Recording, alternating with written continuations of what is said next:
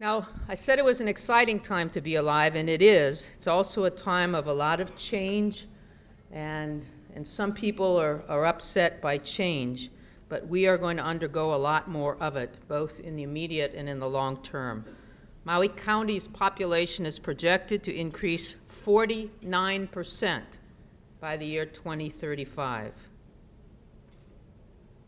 Let it sink in for a minute. That means 207,000 residents. And that means that with change happening that fast, we have to make giant strides. Baby steps aren't going to get us where we need to go. And that's why innovation is so important, but it's also why your involvement as a citizen is so important, because I can promise you the government is not going to be able to adapt to this change on its own. Government is not structured for change. Government is structured to stay the way it is. And the longer I'm in government, the clearer that becomes, and the more reliant I am on groups such as the Chamber and on you as individuals, because you have to be innovative to survive as a business person through all the ups and downs. Innovation is the cornerstone of everything I talk about. I left a copy of our innovation initiatives on your table today, so you can take a look at that. It's the entire legislative program that we're proposing in this session that's ongoing right now. Now, we've just lived through a very robust and vibrant time between 2003 and 2006. What I chart are tax revenues to determine how we're doing. You know, this past year, past 2 years, tax revenues went up by 10.9%, the year before by 16%. This year, the Council on Revenues has predicted 4.9% revenue growth. I think that's a pretty fair rate of growth in revenues, but certainly not when compared to the 2 previous years. And I mention this because I want it to be clear that, in my opinion, our economy remains healthy, and it is, in fact, growing. But the rate of growth is moderating. There are pluses to that, and there are some minuses to it.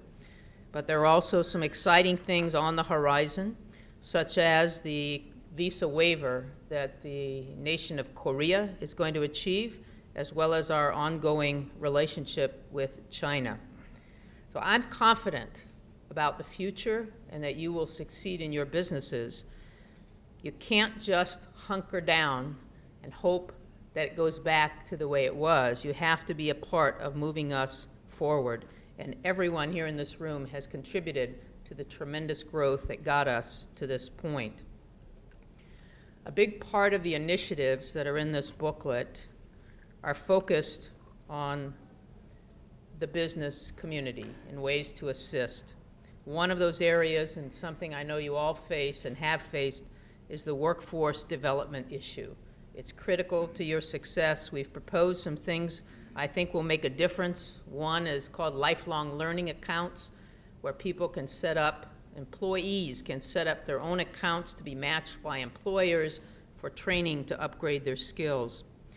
We also have a rapid response training program that we've proposed, as well as the Kama'aina Come Home program. And one of the most important initiatives I want you to help me with this session of the legislature is something I tried last year. We're going to try it again this year, and just like with unemployment insurance, we don't always get what we want in the first year, but we need to speed it up. And if I have your help, my chances are greater.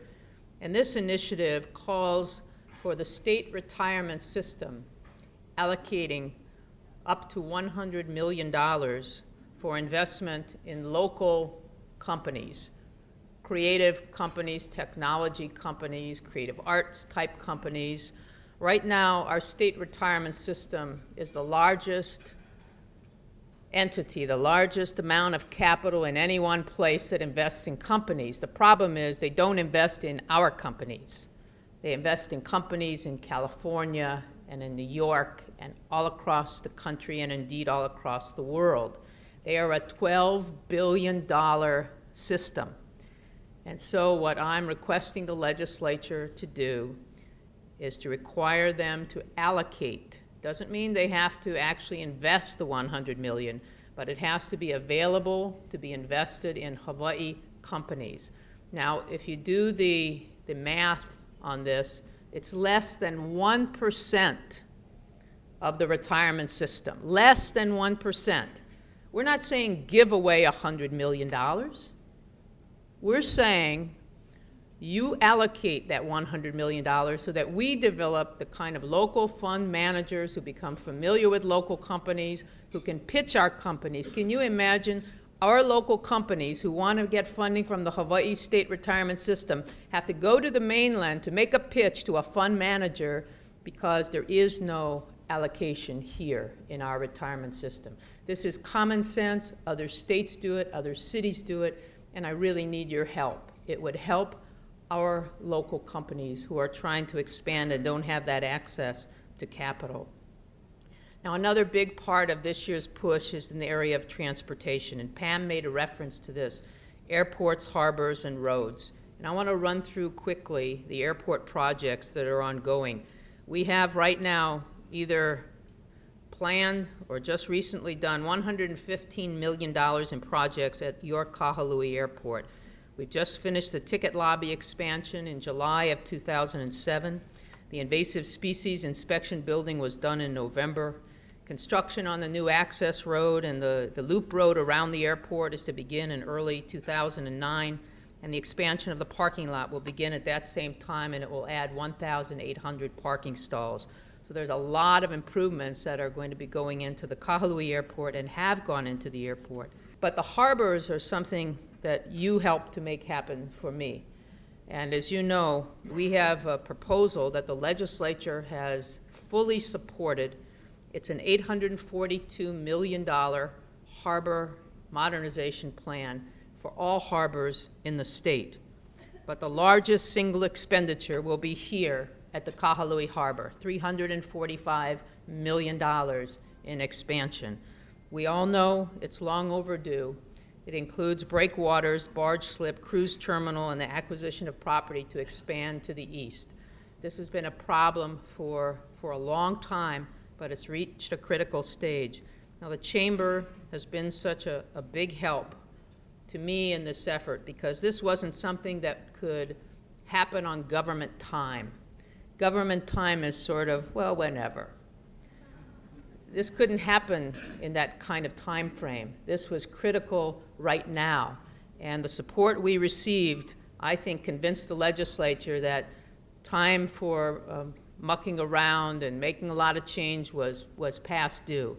It was a combination of the private sector and all the harbor user group members who came together. Imagine you sit down at the same table, and Matson and Young Brothers and the super ferry and the cruise line people and everybody who uses the harbor recognizing this was our one chance, because their confidence in our administration is that we will make this happen in the next 6 years, and if we don't, this may never happen. And so they actually came together, and they are paying for the improvements. Do their costs get passed on? Yes, they do. But they also help us to be able to go into the market and get those revenue bonds sold and do this major modernization plan. And I want to thank the Chamber members for everything that they did for us to make certain that this happened not in government time, but in real time.